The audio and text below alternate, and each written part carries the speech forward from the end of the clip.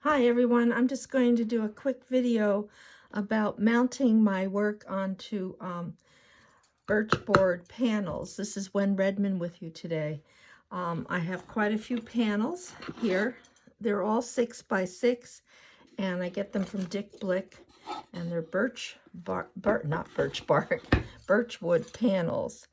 And I'm going to mount my work on these today. But first I want to show you some of my substrates that I've been working with. I've been doing these in a variety of videos with you, so I thought maybe you'd like to see this. This is just a simple black and white photograph that I printed on painted interfacing and then added some stitching and some couple kinds of mica specialty mediums to kind of enhance it. And then I have, this is a commercial fabric, inkjet fabric collage. I save the scraps and then I make little collages out of them. And this has a little bit of silver mica flakes on that as well. And these were put on paperback fusible and adhere to my favorite substrate, the HTC stabilizer interfacing. All of my products all the products that I use can be found on my blog on a tab at the top, which you can link to through my website. This one is art paper, and I just put a little bit of white ink aid in the center so it has these irregular edges, and printed a poppy on top. And you can see the back where the white ink aid was. And I use ink aid or digital grounds by inkaid1.com. And let's see, and I do a little sewing, and then there's a little bit of mica flakes around the edge on that. This one's a little bit obscure, but it is a bunch of trees that I've altered in Photoshop or some other app. And this is also on the interfacing. It's molding paste. It's a molding paste photograph, so there's a very slight texture to it, which you may or may not be able to see. And then I've got the lava gel medium around the bottom here to add some interest. This one I really like. This started out as Joss paper. Joss paper is an Asian sort of celebratory paper, and you can kind of see the square here. They usually have a metallic square on them.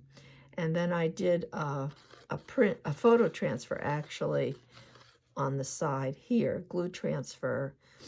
And then I thought it needed some punch, so I printed a nautilus on top of that. And let's see, and then did some nozzle print drawing with paint. I always paint the edges too. I guess I didn't mention that. My favorite is bronze. And this is just mounted on freezer paper, and I left it there because it's adhered nicely. This one's a little bit of a leap too, but I like it. This is the substrate is masking tape, and I don't know if you can see that or not, but there's little bitty lines going through this photograph. And I just used inkjet paper as my base and put stripes of masking tape on top. And then, of course, I applied the digital grounds. I always do that pretty much. And then after I finished, I sewed a little circle in it, and there's some mica flakes and a teeny bit of what do you call that? Cheesecloth, just to give it a more collagey flavor. And it's vertical, and it kind of repeats the lines that the masking tape made. Let's see, what is this one?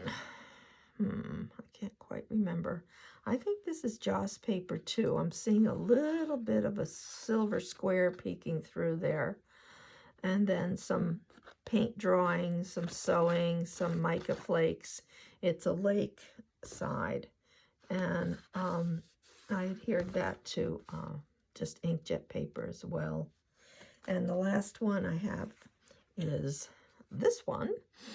And this is leftover bits. This was watercolor paper, and then I taped, glued, adhered inkjet paper to the entire back.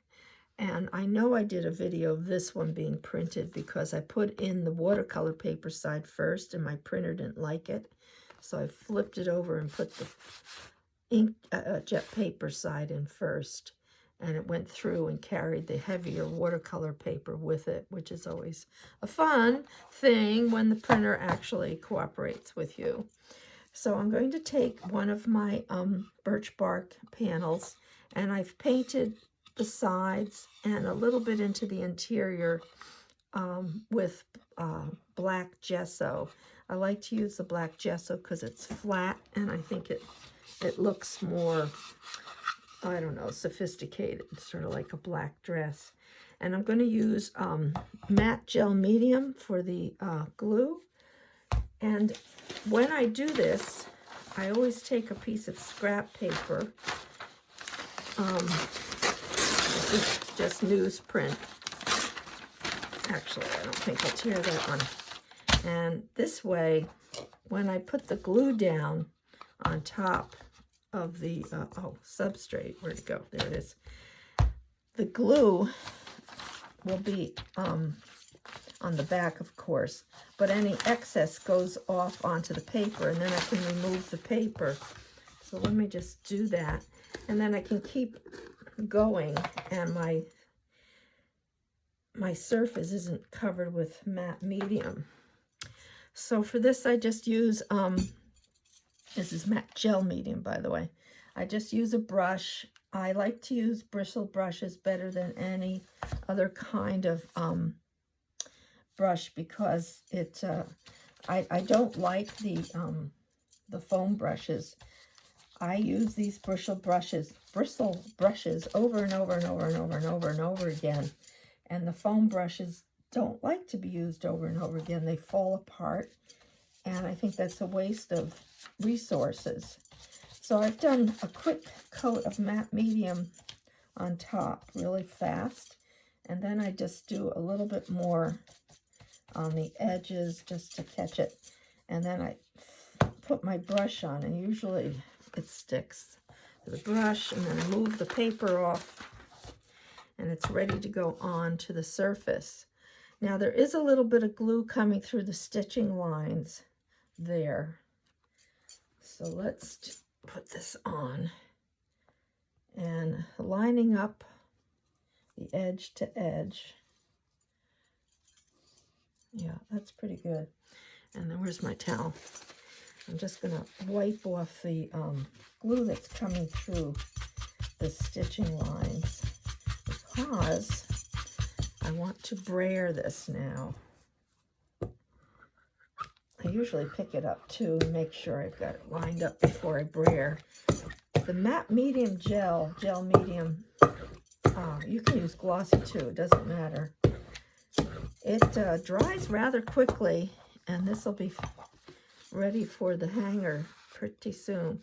So the way I've done this is now, because I put the matte medium on another surface and then put the mounted it, there's hardly any gooiness on the edges, which would show up on the finished piece. So that's it. That's how I do my mounting, and I hope you've enjoyed this, and you can get more ideas in my book, Digital Fiber Art by Wen Redmond. Thanks, guys. See ya. If I can turn it off. There we go.